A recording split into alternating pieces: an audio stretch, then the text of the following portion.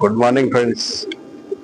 मुझे इंस्टाग्राम पर बहुत से मैसेज मिले, सर आपकी इंफॉर्मेशन अच्छी रहती है, हमारे लिए आप कोई वीडियो हिंदी में बनाइए जिससे हमको भी उसकी जानकारी रह सके। तो हम खास उनके लिए थोड़ा सा वीडियो बनाने की कोशिश करेंगे। जो भी आप अपने पास इंफॉर्मेशन है वो उनको शेयर करेंगे जिससे उनको भी इस जो खेल है उसमें उनका शौक बना रहे। First of all, thanks for all who like us and following us. सबको आभार जो हमें लाइक करते हैं, फॉलो करते हैं। रेसिंग होमर ये वर्ड में ही उसका सब कुछ है। जो कैप्शन है, रेसिंग पिजियंस, रेसिंग होमर्स, इसी में सब कुछ है। आप उसको ठीक से देखेंगे तो उनका काम ही वही है। इसमें सबसे पहला जो मुद्दा है वो कलेक्शन है, उसके बाद सिलेक्शन है, उसके बाद वैक्सीनेशन है, उसके बाद प्रॉपर ब्रीडिंग, उसके बाद प्रॉपर फीडिंग, उसके बाद प्रॉपर ट्रेनिंग, और उसके बाद लास्ट में जो है वो आपके रिजल्ट्स रहते हैं। तो पहला मुद्दा है वो कलेक्शन है। जब भी आप कोई भी बर्ड्स लेना चाहते हो तो एज पर डिस्टेंस उसके बारे में सोचो। पहली बात कैसे रहती है, आपके जहाँ पे जो डिस्टेंस में खेल होता है तो वो कौन से डिस्टेंस तक है, तो उस हिसाब से आपका कलेक्शन होना चाहिए। Game short distance, middle distance, long distance, extreme long distance ऐसा रहता है। शॉर्ट डिस्टेंस मतलब 300 किलोमीटर तक, मिडल डिस्टेंस मतलब 300 से आगे 700 किलोमीटर तक, लॉन्ग डिस्टेंस 700 से आगे 1200 किलोमीटर तक, और 1200 किलोमीटर के आगे जो भी डिस्टेंस है वो एक्सट्रीम लॉन्ग डिस्टेंस में गिना जाता है। तो एक्सट्रीम लॉन्ग डिस्टेंस तो बहुत अलग बात है, बहुत हाई लेवल का खेल। जब आप नए हो तो क्वांटिटी से ज्यादा आप क्वालिटी को प्रेफर करो। पहली बात, डिस्टेंस के हिसाब से कम दो दो तीन तीन पेयर अपने पास चाहिए। शॉर्ट डिस्टेंस के 2-3, मिडिल डिस्टेंस के 2-3, लॉन्ग डिस्टेंस के 2-3। तो उससे क्या होगा, आपकी जो टीम है वो बन पाएगी। ये जो 7-8-10 जोड़े ये जो बनेंगे, यही आपका शौक आगे बढ़ने में फायदे दे रहेगी। वो भी अच्छे चाहिए, उनकी ब्लड लाइन्स उसके लिए इम्पोर्टेंट है। उन्होंने क्या किया है, उनकी हिस्ट्रीज क्या है, कितने डिस्टेंस पे क्या स्पीड था, उनके रिटर्न परसेंटेज क्या है, किस फैंसर ने उसको ब्रीड किया है। ये सबसे इम्पोर्टेंट जो मुद्दा है वो यही है, किस फैंसर ने उसको ब्रीड किया है। क्योंकि कोई भी जो फैंसर रहता है वो ब्रीडिंग के टाइम में उसका एक्सपीरियंस जो पूरा रहता है वो यूज करता है। तो एज पर उसके एक्सपीरियंस से वो बर्ड ब्रीड होता है, तो उनका जो एक्सपीरियंस है उसमें वो काम में आता है। तो कलेक्शन सबसे पहला मुद्दा है। जिस भी डिस्टेंस में आप इंटरेस्टेड हो उस डिस्टेंस के हिसाब से आप कलेक्शन कीजिए। ज्यादा नहीं, दो पेड़ रखिए, क्योंकि उनकी जो ब्रीडिंग बनेगी, उनके जो पट्टे बनेंगे, यही आपके अगले काम में आएंगे। जब लॉक ट्रेनिंग आप करोगे, जब आप इंडिविजुअल ट्रेनिंग करोगे, जब आप क्लब की टॉसिंग करोगे, खेलोगे आगे, तो जो क्वालिटी बर्ड्स है वही आपको काम में आएंगे। क्योंकि उनके यंगस्टर्स जो आने के जो चांसेस है वो ज्यादा रहते हैं। एक्सपेरिमेंट्स का इस खेल में ज्यादा कोई फायदा नहीं है। हर एक्सपेरिमेंट इज एक्सपेरिमेंट, उसके रिजल्ट कुछ भी आ सकता। तो परफेक्ट पेयरिंग, परफेक्ट कलेक्शन पहली बात हो गई। सेकंड है वो फीडिंग है। फीडिंग, रेसिंग होमर का जो फीडिंग है वो ऑलमोस्ट 12 महीने एक जैसा ही रहता है, उसमें ज्यादा से कुछ चेंजेस होते नहीं है। खाली गर्मी में हम लोग उसमें बाजरी जो रहती है वो कम करते हैं, ज्यादा ऑयल सीड, ज्यादा प्रोटीन नहीं डालते, क्योंकि वो डाइजेशन के लिए इतना सपोर्ट नहीं करता। ठंड में वो चीजें ऐड रहती है। तो बेसिक फीड जो रहता है उनका वो कॉमन ही रहता है।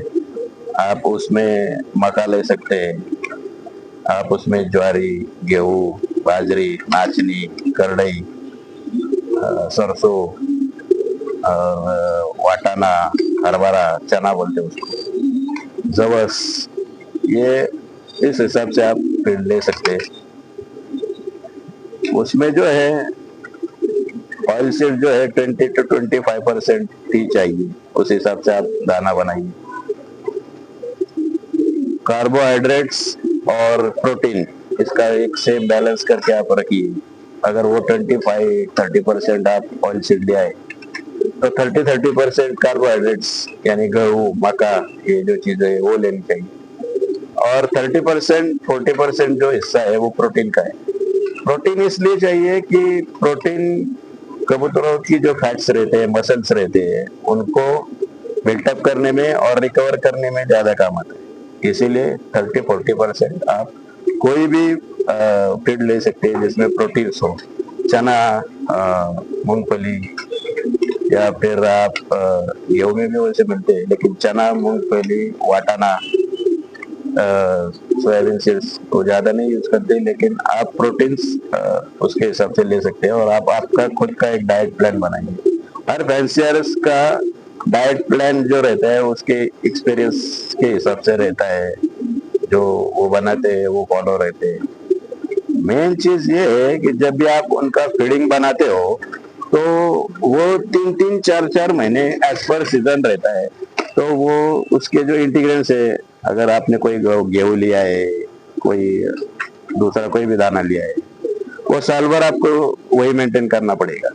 क्योंकि क्या रहता है, जब आगे आप फीड चेंज करोगे तो उसके जो अगर दाना चेंज हो जाएगा तो उसका रिजल्ट्स चेंज होता रहता है। तो फीड अच्छी क्वालिटी का चाहिए, और जो 3-4 महीने या साल भर जो सीजन बोलते हैं हमको, वो सीजन तक सेम ही चाहिए, वो तब जाके आपको उसका अच्छा रिजल्ट आता है। ये हो गया फीडिंग। जब आप अच्छे जोड़े पेयर करते हैं, जोड़ जब आप पेयर करते हैं तो उसमें 2-4 चीजों का ख्याल रखना चाहिए। फर्स्ट ऑफ ऑल, वो तो बर्ड अच्छे क्वालिटी के होने चाहिए, इसमें कोई डाउट नहीं है। किसी भी फैंसेस के 2-3 साल के रिकॉर्ड्स आप चेक करके तो उससे आप बर्ड्स कलेक्ट कीजिए। एज पर डिस्टेंस आप आपके जो एक्सपेक्टेशंस है उसके हिसाब से आप वो बर्ड वहां से किसी भी फैंसियर जो आपको अच्छा लगे उससे ले लीजिए। उसके बाद उनका जो आई पैटर्न्स रहता है, विंग पैटर्न्स रहता है, बॉडी स्ट्रक्चर रहता है, ये सब मुद्दे चेक करके पेडिग्रीज, ये चारों मुद्दे चेक करके उसके बाद आप परफेक्ट पेयर करते हो। जब भी आप पेयरिंग करेंगे तो उसमें एक बार जो है आपका वो ब्रीडर कैपेसिटी का होना चाहिए। ब्रीडर कैपेसिटीज में होमिंग, स्टेमिना, ये अच्छा रहता है। इम्यूनिटी पावर वो आगे प्रोड्यूस करने के लिए जो लगती है वो उनमें ज्यादा रहती है। रेसर दूसरा बर्ड अपना, उसमें रेसर होना चाहिए जिसमें होमिंग प्लस स्पीड रहती है। स्पीड, स्टेमिना और breeding capacity, immunity, homing power, ये जब प्रॉपर किसी भी ब्रीडिंग पेयर में आता है तो उसके जो यंगस्टर्स है वो अच्छी क्वालिटी में बनते हैं। वो जब आप बाहर उनको निकालोगे तो उन बाहर निकलने के पहले एक 7-8 दिन उनको आप ट्रैपडोर में रखे या फिर ऐसी जगह पर रखे जहाँ से उनको आपका जो लॉफ्ट है उसका सराउंडिंग जो है वो पूरा दिख सके। क्योंकि रेसिंग होमर्स को उनकी जो पेरेंट्स रहते हैं उनसे ये होमिंग वगैरह ये सब चीजें ऑटोमेटिक मिलती है, वो उतनी पावर में पहले से ही रहती है। तो उनको जब आप 7-8-10 दिन ट्रैपडोर में या फिर ऐसी जगह पर रखेंगे तो सराउंडिंग का जो जगह है वो कैप्चर करते हैं। जब आप उसके बाद उनको बाहर छोड़ते हैं तो उनको ज्यादा दिक्कत नहीं होती। और जब उनको बाहर छोड़ना है उसके पहले आप उनको लाइट फीड दीजिए, मतलब गेहूं, ज्वारी, बाजरी, ऐसा लाइट फीड, जो जिससे उनका जो ज्यादा वेट है वो कम हो जाएगा और उनको उड़ने में आसानी हो जाएगी। क्योंकि जब वो बाहर निकलेंगे अगर वो हेवी है तो उनको उस प्रकार से उनका फ्लाइंग नहीं होता, और अगर वो वेट मेंटेन है उनका तो वो आराम से उड़ सकते हैं। वो बर्ड्स आराम से उड़ के आपके लॉक पे बैठते हैं और प्रॉपर वो ट्रैप होते हैं।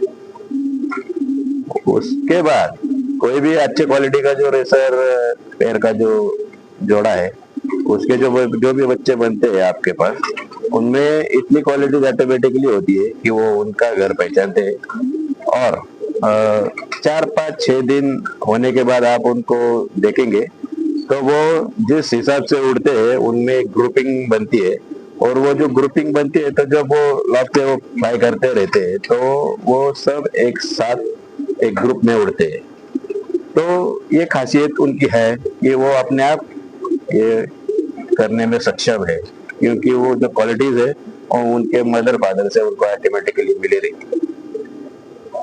8 10 15 दिन आप उनको खाली 1 घंटा 2 घंटा 3 घंटा सीजन के हिसाब से, अभी गर्मी है तो 1 2 घंटा, और बाकी के टाइम में आप उनको ज्यादा टाइम पे बाहर रख सकते हैं, क्योंकि उस टाइम पे डिहाइड्रेशन का कोई इशू नहीं रहता। तो उनको आप उतना टाइम बाहर दीजिए, तो वो टाइम पे आप भी वहां पे रहिए, और वो क्या करते हैं कैसे फ्लाई करते हैं वो आप देखिए। क्योंकि रेसिंग होमर के जो बर्ड्स है, होमर जो आप उनको बोलते हैं, उनमें इतनी स्ट्रांग होमिंग रहती है कि वो आपको भी पहचानते हैं, आपके जो वॉइस है आवाज है उसको भी पहचानते हैं। आप कभी भी एक मुद्दे को नोटिस कीजिए, जब आपके लॉफ्ट पर जितने लोग डेली रहते हैं, वो जब लॉफ्ट पे रहते हैं तो कोई बर्ड डिस्टर्ब नहीं होता। लेकिन जब वो नहीं रहते, ज्यादा बर्ड कोई ज्यादा लोग अगर आपके लॉफ्ट में कोई आ गए तो उनको वो पसंद नहीं आता। तो रेसिंग हमार्स ऑलरेडी बहुत होशियार रहते हैं। उसके बाद जब वो 15 दिन अपने आप उड़ेंगे तो वो ऑटोमेटिकली उनका जो फ्लाइंग टाइम है वो बढ़ता चला जाएगा। 4 5 दिन के बाद ही उनका फ्लाइंग टाइम है वो आधा घंटे से लेकर 1 घंटा आराम से हो जाता है। अगर नहीं हो रहा है तो वो आपका जो ब्रीडिंग है वो सपोर्टिव नहीं है। बहुत से लोगों के ब्रीडिंग में इश्यूज आते हैं, किसी किसी के जोड़े लगा के 2 2 3 3 महीने में उनके अंडे नहीं तैयार होते, या फिर उनके बर्ड्स यंग बर्ड नहीं बनते, या फिर वो आगे तक नहीं जाते। तो उसका फेल्योर का मेन रीजन जो है वो रॉन्ग ब्रीडिंग है। जब भी दोनों लाइंस एक जैसे आएंगी वो यही होगा। तो breeding is very important factor. Breeding के लिए आप उसका पूरा प्रॉपरली उसका ध्यान रखिए। ब्रीडिंग आपका प्रॉपर होना चाहिए, क्योंकि जो भी आप ब्रीड करोगे वही यंगस्टर आपके पास बनेंगे, वही आगे जाके खेलेंगे, वही आगे जाके आपके फायदे में रहेंगे। अगर आपका ब्रीडिंग प्रॉपर है, वो प्रॉपरली बनेंगे, प्रॉपरली उड़ेंगे, अच्छी तरह से स्पीड करेंगे, अच्छी तरह से होमिंग करेंगे, अच्छी मेमोरी उनके पास रहेगी, अच्छी इम्यूनिटी पावर उनके पास रहेगी। ऐसे ही चांसेस रहते हैं जब आगे जाके उनका रिजल्ट्स जो है वो टॉप आता है।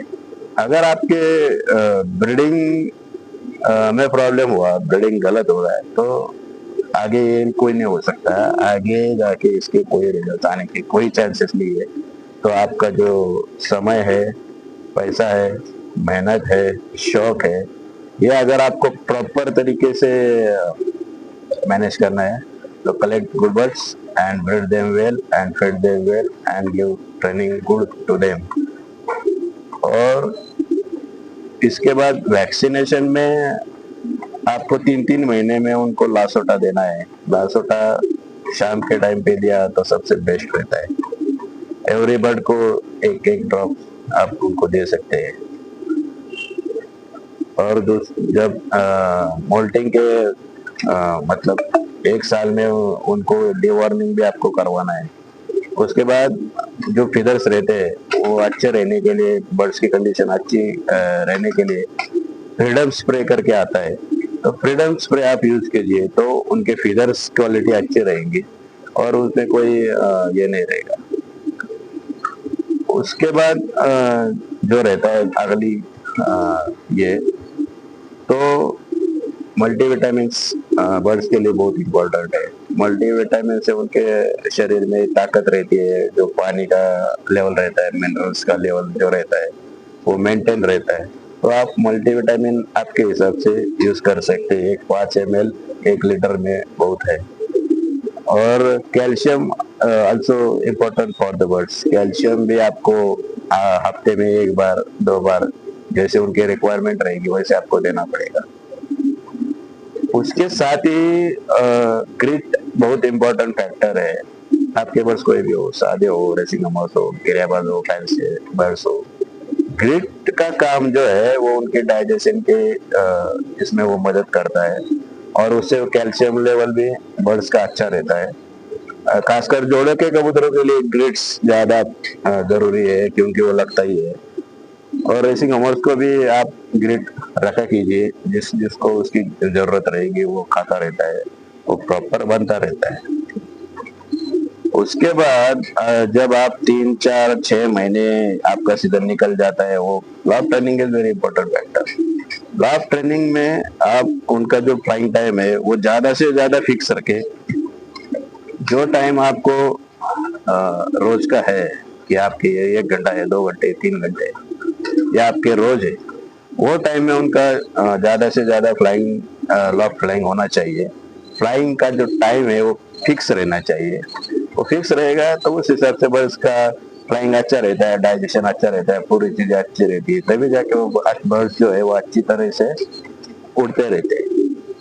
तो flying is very important factor. और लॉफ्ट ट्रेनिंग में आपको बर्ड्स का जो स्पीड है वो देखने को मिलता है, वो किस हिसाब से उड़ते हैं, उनका स्टेमिना क्या है, उनकी होमिंग पावर क्या है, या फिर वो कितने लंबा जा रहे हैं, उनकी जो सब चीजें है वो, उनकी आपकी ब्रीडिंग कैसी हुई है, ये सब चीजें आपको लॉफ्ट ट्रेनिंग में पता चलती है। कोई भी फेंसर्स का जो एक्सपीरियंस फेंसर्स है वो तो उनको पता रहता है कि उनके बस किस हिसाब से उड़ते हैं, उनकी डेप्थ क्या रहती है, उनकी क्वालिटीज क्या रहती है। तो जो नए फेंसर्स है उनको वो देखना अच्छी बात रही। लॉफ्ट ट्रेनिंग होने के बाद जब भी उनका सीजन चालू होता है, जब आप टॉसिंग आप उसको बोलते हैं, तो टॉसिंग जो है, जब हम लोग टॉसिंग उनके स्टार्ट करते हैं, तो टॉसिंग में सबसे पहला मुद्दा ये है कि आपको वेदर रीडिंग करना आना चाहिए। टॉसिंग में वेदर, वाइंड पोजीशन, सन पोजीशन बहुत इंपॉर्टेंट है। अगर आपको उनका वेदर रीडिंग प्रॉपरली नहीं है तो आपके लिए फायदा नहीं उसका। तो जब आप टॉसिंग करने के लिए जाएंगे तो साइड विंड जो रहेगी आपके लॉफ्ट के हिसाब से, जो रिलीज डिस्टेंस है वहां से आपके लॉफ्ट के साइड में विंड की पोजीशन देखना बहुत इंपॉर्टेंट फैक्टर है। साइड विंड रहेगी तो वो आपके बर्ड जो है वो मिस डायरेक्शन होने के चांसेस ज्यादा रहेंगे, या फिर उनको घर आने को ज्यादा टाइम लगेगा। टेल विंड, हेड विंड में आप उनका ट्रेनिंग आराम से करा सकते हैं, कोई इश्यूज नहीं है, वो आराम से कराते हैं। और ये सब चीजें जो है वो पॉलिटिक्स के ऊपर ही आखिर डिपेंड है। उसके बाद फर्स्ट टॉस जो है आपका वो डिस्टेंस कम होना चाहिए, क्योंकि उनको आदत नहीं रहती। तो पहला टॉस आप 2 से 3 किलोमीटर का एक दीजिए बेटर, और एक वहां से करेंगे तो भी अच्छा है। 2 टॉस अगर आपके किसी भी बर्ड्स के वहां से हो जाएंगे तो उनको आदत हो जाती है, फिर वो आगे कोई नहीं होता। उसके बाद 5 किलोमीटर, 10 किलोमीटर, 15, 20, 25, 30, 35, 40, 45, 50। जब आप 50 कंप्लीट करते हो तो उसके बाद आप 10 किलोमीटर से इंक्रीज कर सकते हैं। 50 के बाद 60, 70, 80, 90। कोई भी फैंसियर जब 90 किलोमीटर तक जाता है और उसका जो रिटर्न ऑफ रिजल्ट्स रहता है, जो स्पीड रहता है, रिटर्निंग क्वांटिटी रहती है, उसमें आपको पूरा अंदाजा आ जाता है आपने क्या ब्रीड किया है। जिससे भी एक्सपीरियंस फैंसर जो रहेगा उसकी ब्रीडिंग प्रॉपर रहेगी, उसको इसमें कोई फर्क नहीं पड़ेगा। वो 90 kilometre is nothing than for him, वो 90 कुछ नहीं उनके लिए, तो उससे वो आगे भी अच्छा करते हैं। तो 90 किलोमीटर तक आपका ट्रेनिंग मिनिमम होना चाहिए। और जो जो हमने जो डिस्टेंस बताया उस हिसाब से जाएंगे। उतने टॉसेस उनको होने चाहिए। जब उनको 10 से 15 टॉसेस होते हैं तो वो बहुत शार्प माइंडेड रहते हैं, वो पूरा उनको कैप्चर हो जाता है कि अपना घर जो है किस डायरेक्शन से। और बर्ड कोई भी रेसिंग उमर रहने दो, सादा कबूतर रहने दो, ग्रेबस कबूतर रहने दो, जब वेदर अच्छा होगा तभी वो अच्छी तरह से परफॉर्म करते हैं। जब अच्छा वेदर होगा, क्लियर स्काई होगा और वाइंड पोजीशन अच्छी रहेगी और आपका सन डायरेक्शन है वो क्या है, क्योंकि सन का जो डायरेक्शन है उसके हिसाब से ही वो होमिंग करते हैं। तो sun is very important factor for training, even it's in lock training और even it's on the ahead. तो सूरज जो है उसका बहुत महत्व है, वाइंड पोजीशन है उसका भी एक महत्व है, और वेदर वेदर में फॉगी वगैरह रहेगा तो आप थोड़ा सा लेट रिलीज करेंगे तो भी कोई फर्क नहीं गिरता, क्योंकि ऑलमोस्ट